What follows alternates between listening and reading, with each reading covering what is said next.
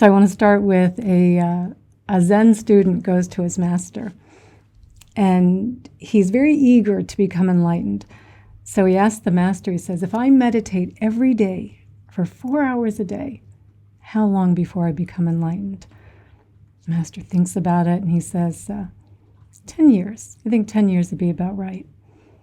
The student's a little discouraged. He's kind of looking forward to a little bit sooner than that. He goes, well, what if I meditate 8 hours every day? Then how long before I become enlightened? The master, without thinking about it, not skipping a beat, says 20 years. The student's just mortified. It's getting longer. Because what the master is trying to say is that if you are grasping at enlightenment, if you are chasing enlightenment, it is getting farther away from you. And we have this tendency on the spiritual path to see enlightenment as something to be attained, as something that we can become, as something that we can get, a thing, a goal. And the moment that we do that, the moment that we see enlightenment as something to get, we start chasing it. And as soon as we start chasing it, it starts getting further away from us. And as it gets further away from us, we get really upset because we think it's not working. Right? We get frustrated and disappointed because we think, it's not happening fast enough. Why isn't this happening? I'm still getting frustrated and irritated. This isn't supposed to be happening anymore. Right? Or we start comparing, or we become competitive with it. And we start imagining that everyone else is getting it ahead of us. What's wrong with me? Why aren't I getting it? They're all getting it. And there won't be enough left for me because everyone else is getting it. And it's a zero-sum game when we're chasing it.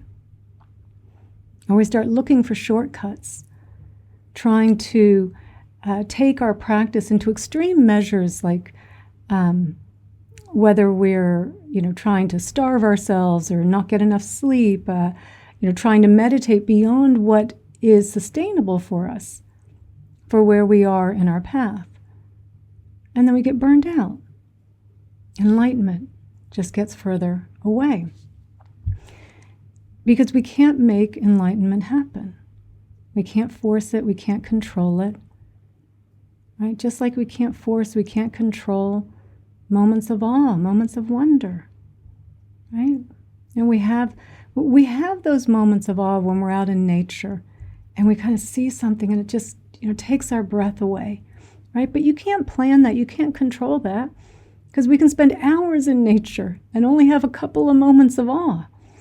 We can go in nature and be irritated and not have one moment of awe. Or those moments when we're so moved, where something just moves us with love or compassion or empathy, right? And we don't know, why did this situation move me versus another situation? I mean, if we were really seeing, we'd be moved all day long, right? We'd be really touching what's real here and be connecting and having understanding and empathy for all of the suffering that's going on. But we can't control these things. We can't force these things. We can't manufacture these moments of awe, of being emotionally in awe, right? They're spontaneous. And they are the result of just so many different causes and conditions arising that all of a sudden all come together in this moment. And it's awe, or just emotionally, you're just touched. And it's so many things coming together, you can't possibly pinpoint what was the one thing that tipped it over the edge. So many things. And in enlightenment, where it is the most profound and deepest insight into the nature of reality, the deepest moments of awe, of wonder, of connecting, of really seeing how all of this really is. Seeing all of the causes and conditions, seeing how we're all a part of this massive tapestry, no longer seeing the delusion of separateness, right? Just cutting, this deep, deep insight. We can't control that either. We can't make it happen. We can't force it to happen. We never know when it's going to happen. And this creates a bit of a conundrum for us on the spiritual path, because on the one hand, we need to have the desire to end our suffering. But then if we take that desire and we start chasing enlightenment, it gets further away from us. We need to do something. We need to practice. We need to meditate and practice mindfulness and heart-opening practices and contemplation and study and prayer. We need all of these things. But then we also need to remember we're not controlling any of this, that we can't force any of this. And so the bridge that connects this conundrum, this paradox in spirituality, is faith.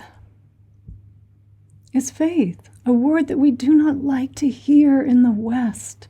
Faith. We have this idea of faith as as a monotheistic religion, as something that weak-minded people need faith, right? Because they can't reason on their own. They aren't rational enough to have the confidence on their own to understand this, or and then we see our own practices, like the more Eastern practices that we're following, as really serious practices. Practices that are evidence-based. We don't need that pesky little thing called faith. And yet faith is where we let go. Faith is the path of letting go. And everyone who is on this path started on this path because of faith. Whether you came to a teaching, you read a book, you heard about the Buddha, you heard about Krishnamurti, you heard about Nisargadatta, Eckhart Tolle, you heard about these enlightened beings, Dipa Ma, just to throw a woman in there, Mai Chi Ka, 2 women in there. There's lots of women actually in there.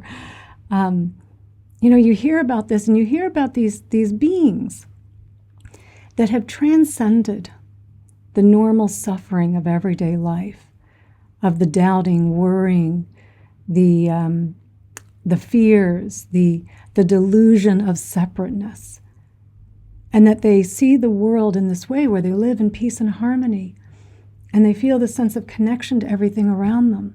And it sounds so beautiful and so peaceful, and we're thinking, wow, I want that. Like, that sounds good. Right? And so we have faith that what they are telling us is real, that this state of a mind is real. We don't really have any evidence other than what they're telling us. And then when we venture on this path and we start becoming meditators, and we're having faith that we can do this too, that we actually can attain these states of enlightenment. So we have faith when we start the path, when we start the practice. We don't acknowledge that it's faith.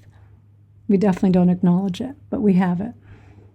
And then somewhere along the way, because we didn't acknowledge the faith, and because we still have the same controlling mind, we get a few years into our practice, maybe 10, 20, 30 years into our practice, and we realize we're still trying to control it.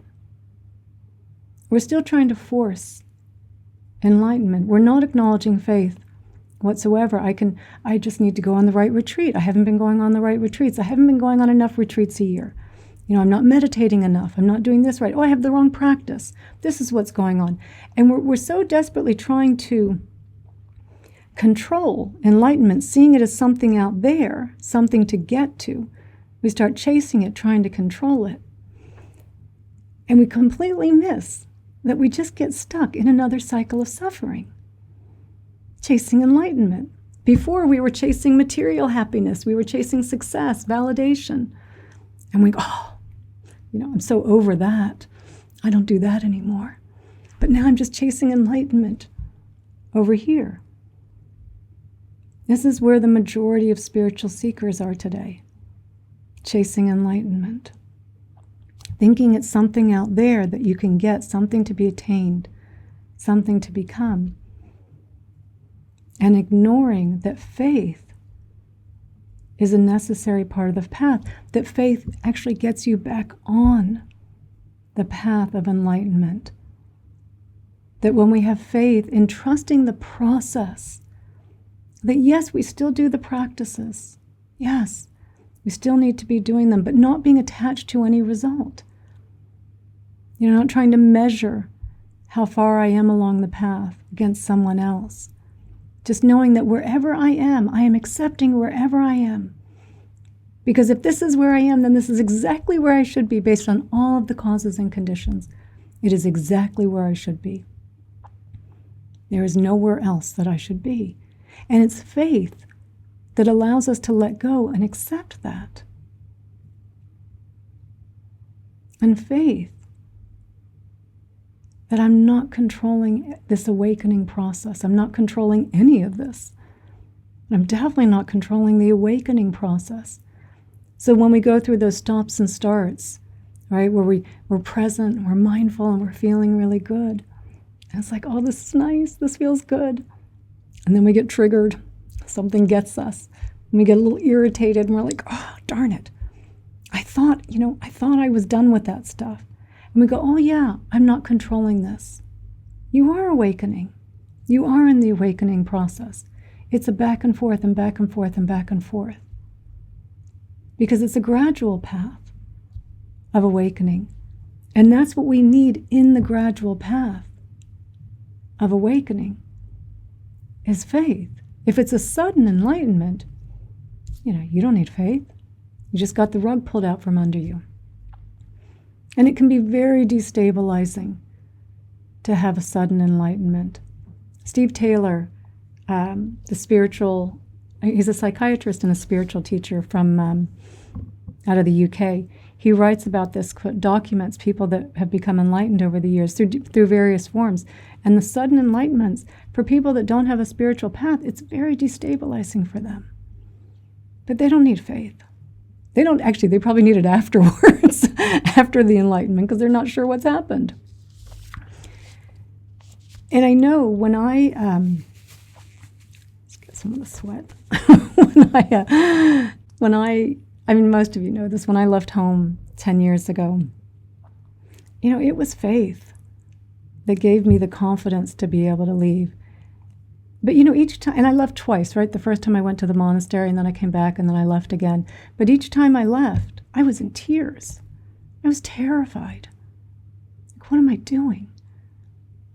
But I knew two things that were true. I knew, one, the material world would never bring me satisfaction and happiness and peace. And it didn't.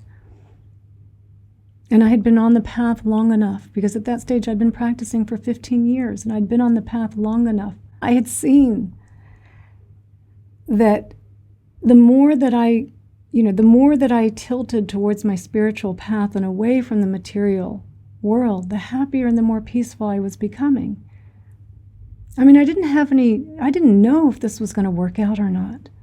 I had no idea, but I did take an extraordinary leap of faith. I left my home, I left my job, I left my income. I left my boyfriend, I left I didn't leave my dog. As you guys know, Buddy came with me. But, Buddy and I went off on our own. I had no idea whether this was going to work or not. I was spending my savings, just trying to live. Having confidence that, this is going to, take care of this moment. Do what's right in this moment. Follow your path. Follow your practice.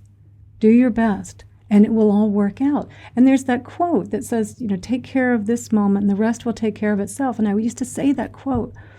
And just come back to this moment. It doesn't matter. Just come back. It will all take care of itself. And it did. It didn't mean that there weren't a few times where I was a little panicked. And I thought, what are you doing? You're in your 50s. You have to go through all your money. Who's going to hire you if you need to go back to the corporate world? But I had faith. I had this enormous leap of faith that I would do this. This was more important than anything. And Pamela, actually, it's great that you're on the call today, because Pamela was my first client, the first person that I taught meditation to 10 years ago. And I remember, and she reminds me of this often, that I told her, I would rather be homeless and enlightened than stay living in what I would call a traditional householder's, layperson life. And it's true. Although it wasn't like I was really saying I wanted to be homeless. I didn't necessarily want to be homeless. But it was that I had that much faith that what I'm doing is right. This is the right path. And it will take care of itself, take care of this moment. The future will take care of itself. And it has. So this is a path of faith. It's a path of letting go of what we know, and what we know doesn't work, and stepping into the unknown, stepping into what we don't know, what we think we know, but we don't know. You don't know until you're there, but you've got to let go to get there. You've got to be willing to step into the unknown to get there. You've got to have faith to get there. Faith to let go, faith to trust the process, to learn to trust the process that is happening, to enjoy the journey, the adventure, the ride, right? Of course, yes, we forget again. That's part of the path. We remember, we're present, we're mindful, then we forget. Oh yeah, I'm not controlling this. No problem. And you remember again, and you're back. And it's just this back and forth and back and forth. Because it's a gradual path of awakening. And it's a little bit, every time you do this, every time you let go of the steering wheel, and you say, I don't really know if the car is if the car is going to wreck here or not. Because we don't really know that. But we let go of the steering wheel. And we go, wow, I didn't crumble, I didn't fall apart. I didn't forget to eat. I didn't forget to shower. I didn't forget to feed the dog. Everything still, carried on fine. The only difference was that I wasn't burdened any longer by this sense of control of chasing something outside of me. That there was a sense of peace and harmony within, and sense of peace and harmony with the exterior world as well. Because recognizing the exterior world is contributing to what this is right now in this moment. All of the causes and conditions, the rain contributing to the sweat that's arising right now, right? It's all, it's all arising based on causes and conditions. That it's faith. We've got to have faith. We've got to ask ourselves, why do we not have faith? What is it that's preventing us from having faith? And look at the ways in which, in fact, you have had faith on this path, but just chose to pretend you really didn't. And then you practice and you practice and you let go. And the faith eventually, because you keep letting go of the steering wheel because of faith, and then eventually you see, oh my God, you see it for yourself. There is no one steering. I had faith that no one was steering, and now I see there is no one steering this. Because that's what we are trying to see. We are all the result of causes and conditions. There is nothing independent and inherent inside of me. Nothing independent. Nothing solid. Nothing other than. All just causes and conditions arising. But this is a big leap of faith to ask us to see this, because we so have in our mind what this looks like. And we have to let go of what we think it is. We have to let go of any image of what you think enlightenment is. Because any image is going to turn into a goal, is going to turn into something to be attained, and then it is going to move further away from you.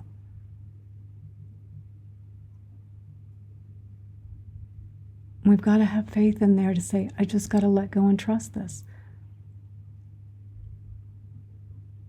If you've come so far on this path, you've had faith along the way. And there's a point where you jump in both feet and you say, this path has served me really well. No one stays on this path because it's not working. We stay on this path because it is working. But then so many people fall short of that final leap because they're trying to control. They're trying to say that you know what it is. You don't, whatever you think it is, that's not it. because you can't imagine it. You can't even, it's not something the rational mind, you can reason yourself through it. You can just know it. And faith, little bit by little bit, poco a poco, letting go. And you get there. And eventually the two converge. And you're like, thank goodness for that faith. Because faith got me here to see this. It's a necessary part of our practice.